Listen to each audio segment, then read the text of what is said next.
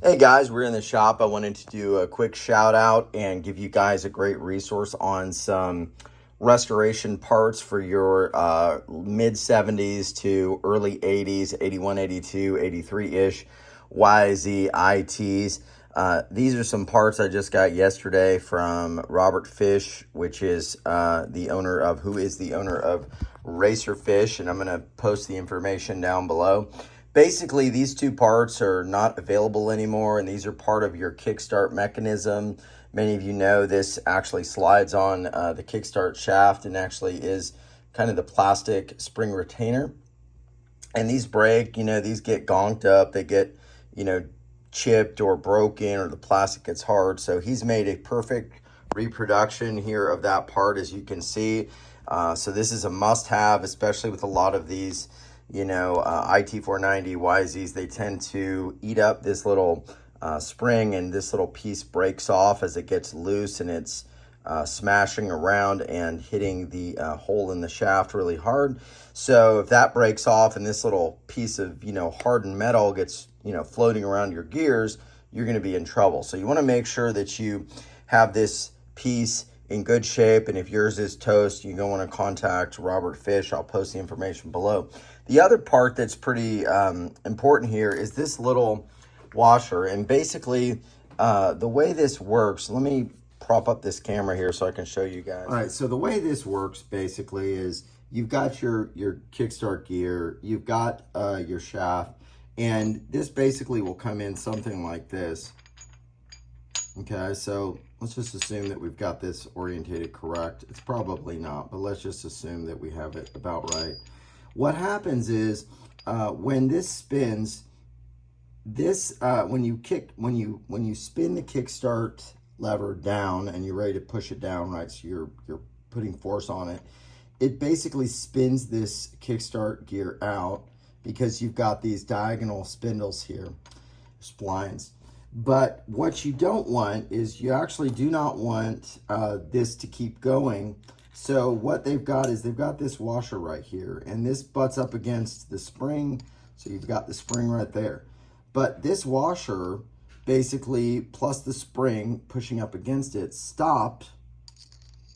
Put that in there.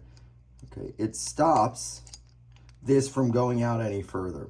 So as you can imagine, right, because you want this to connect to your idler gear, but then you want it to basically, once it's done, you want it to go back. So there's a lot of force, as you can see. There's a lot of force pushing up against this little washer here.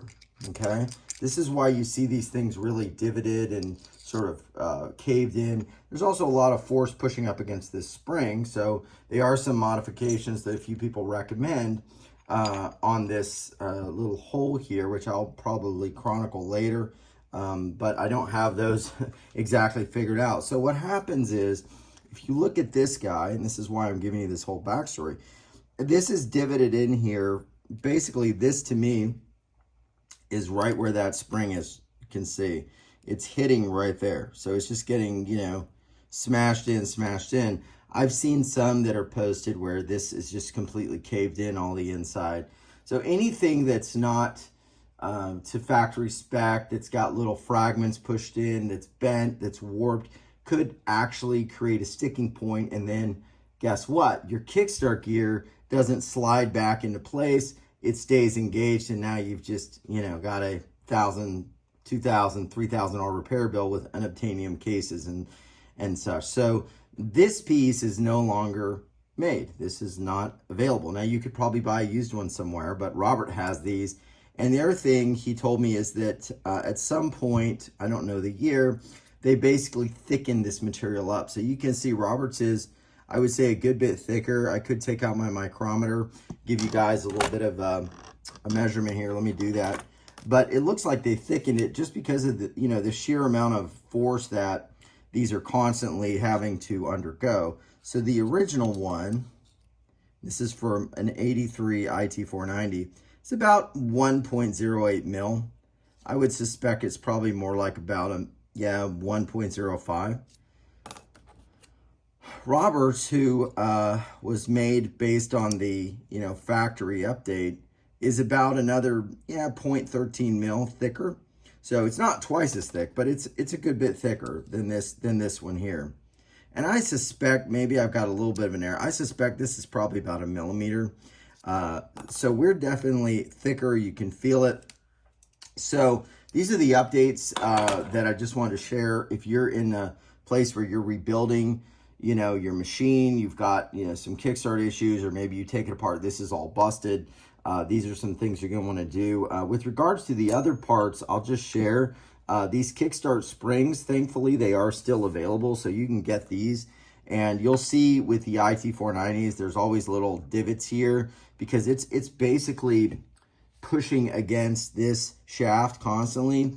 And what's happening, as I share, is once that idler gear, once that kickstart gear hits these splines, it's actually designed to push against the washer, and this is actually a stopper, literally, that's stopping it from spinning out. So there's a lot of, force here. Some people suggest, and I'm not sure, the best way to do that, suggest going in and kind of chamfering this a little bit. I'm going to figure that out, and I'll definitely let you guys know. But these are available, so you're definitely going to want to grab some of these.